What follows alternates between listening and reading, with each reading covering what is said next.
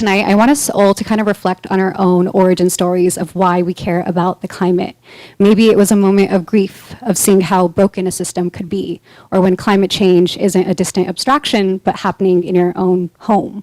Or maybe it's from a place of love and awe. And as we know, climate change is not this random theory that's going to come one day. We're living through it. So it means we're all actively processing a complex set of emotions currently. The fact that climate change affects human beings, the fact that climate change happens to us, I think that is both what matters the most and what I, as a physicist, am not really equipped to understand. I need tools outside of just science in order to process that. That's so powerful because we always look at climate change as something we look out to, right? Something we bear witness to. But I think what's so powerful about your book is that it kind of forces us to turn the gaze back inward and present this existential question of how will I respond in this moment?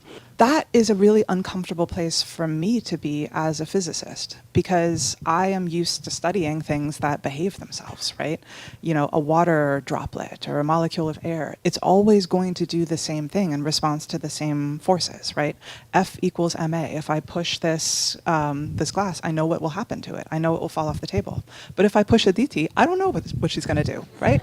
And that is a very uncomfortable place for a physicist to be, because it is the limits of our knowledge, right? Science can only take us so far. And that doesn't mean science is not vitally important.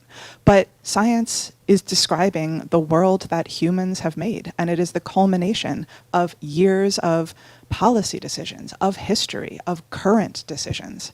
And I think because climate change is affecting the entire planet, we need to understand how is it affecting the entire planet, so much of which we have built.